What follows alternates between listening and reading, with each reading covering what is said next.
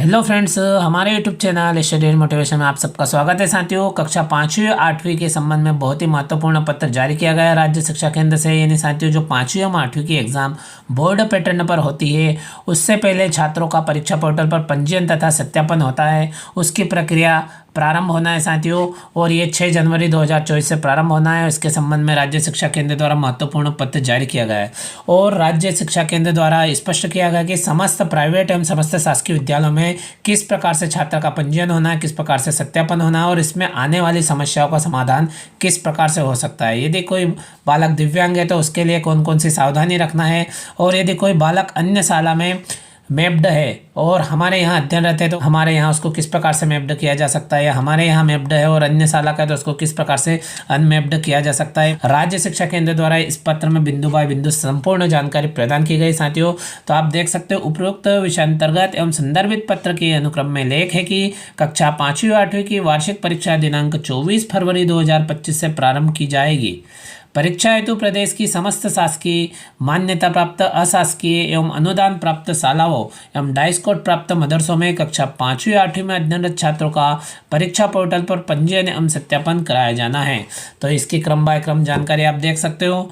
वार्षिक परीक्षा 2024-25 के लिए परीक्षा पोर्टल www.rskmp.in पर सालावार कक्षावार छात्र पंजीयन दिनांक 6 जनवरी 2025 से प्रारंभ किया जा रहा है।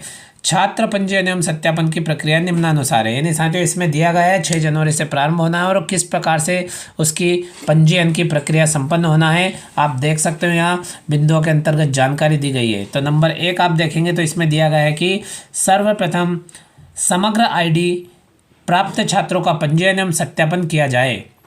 पंजीयन की प्रक्रिया www.rskmp.in पोर्टल पर 6/1/2025 से 23/1/2025 तक उपलब्ध रहेगी। यानी 6 जनवरी 2025 से 23 जनवरी 2025 तक उपलब्ध रहेगी। और ये सुविधा सर्वप्रथम जो छात्र जिनकी समग्र आईडी है उनके लिए। इसी क्रम में आप देखेंगे तो जिन छात्रों की समग्र आईडी नहीं है, यानी जो दूसरे प्रदेश के छात्र है, कई ऐसे विद्यार्थी है जो हमारे शाला में अध्ययनरत है अन्य प्रदेश के, तो उनकी समग्र आईडी नहीं है, तो उनके लिए पोर्टल पर पंजीयन एवं सत्यापन हेतु सुविधा दिनांक 20 जनवरी 2025 से 23 जनवरी 2025 तक उपलब्ध रहेगी। इस प्रकार साथियों, 2 समस्या का समाधान ये हो गया। यानी हमें जो भी समस्या आती है उन सभी समस्याओं का समाधान इन बिंदुओं के अंतर्गत राज्य शिक्षा केंद्र द्वारा दिया गया है साथियों। तो इस वीडियो को ध्यान से देखें और इस पत्र को आराम से आप पढ़ लें साथियों। नंबर 3, छात्र पंजीयन एवं सत्यापन का कार्य शासकीय शालाओं के लिए संबंधित शिक्षक एवं अशासकीय शालाओं तथा मदरसा हेतु शालाओं को दी गई लॉगिन आईडी के माध्यम से किया जाएगा। इसी क्रम में साथियों हम देखते हैं बिंदु क्रमांक 4 की बात करें तो इसमें दिया गया है कि छात्र पंजीयन एवं सत्यापन का कार्य शिक्षक द्वारा गंभीरता से पूर्ण किया जाए। ध्यान रखा जाए कि समग्र शिक्षा पोर्टल पर पंजीकृत छात्र ही परीक्षा पोर्टल पर प्रदर्शित हो रहे हो। तो साथियों, इसमें ध्यान रखने वाली बातें हैं कि जो पंजीयन हम करते हैं तो बालक की डेट ऑफ बर्थ, उसके माता पिता का नाम एवं समस्त प्रकार की उसकी जो निजी जानकारी हो तो वो सत्य हो। इसी क्रम में नंबर 5 की बात करें तो यदि शाला अंतर्गत पोर्टल पर प्रदर्शित होने वाला कोई छात्र वास्तविक रूप से शाला में अध्ययनरत नहीं है तो ऐसे छात्र को पोर्टल से हटाने अनमैप्ड की सुविधा उपलब्ध रहेगी। यानी साथियों, आप देख सकते हो स्पष्ट दिया गया है कि यदि आपकी शाला में वास्तव में कोई छात्र दर्ज नहीं है और फिर भी पोर्टल पर प्रदर्शित हो रहा है तो उसके लिए अनमैप्ड की सुविधा रहेगी, आप उसे आसानी से हटा सकते हैं।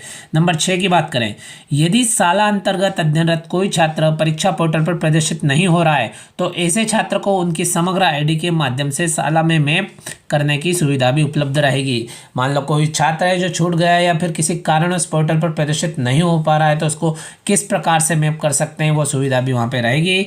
नंबर 7 की बात करें साथियों इसी क्रम में तो कक्षावार शाला में अध्ययनरत 100% छात्रों के पंजीयन उपरांत पंजीकृत छात्रों की सूची प्रिंट करने का विकल्प पोर्टल पर उपलब्ध होगा, जिसका उपयोग करके शिक्षक अपनी शाला के पंजीकृत छात्रों की सूची प्रिंट निकालकर समस्त जानकारी की पुष्टि कर ले, यानी उसका सत्यापन कर ले, मिलान कर ले।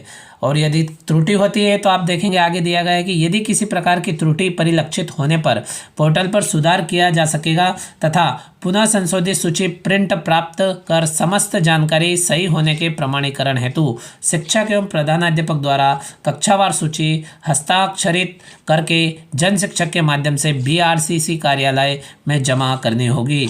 उक्त प्रक्रिया शासकीय, अशासकीय और मदरसा सभी प्रकार की शालाओं को उपलब्ध रहेगी। नहीं साथियों, इसमें स्पष्ट किया गया है बिंदु नंबर 7 में कि आप पहले छात्रों का पंजीयन कर ले, उसके उपरांत पंजीकृत छात्रों की सूची का प्रिंट आप निकाल सकते हैं और फिर भी आपको त्रुटि दिखाई देती है तो साथियों आप फिर से उसमें संशोधन कर सकते हैं। इसकी सुविधा भी उसमें उपलब्ध रहेगी। इसी क्रम में साथियों बिंदु क्रमांक 8 की बात करें तो शाला में आने वाली समस्याओं के समाधान हेतु BRCC एवं DPC की लॉगिन पर एडमिन सुविधा उपलब्ध रहेगी। नंबर 9, यदि कोई छात्र त्रुटिवश किसी अन्य शाला या कक्षा में मैप्ड हो जाता है तो BRCC एवं DPC ID से अनमैप्ड किया जाकर उसे सही शाला या सही कक्षा में मैप किया जा सकेगा।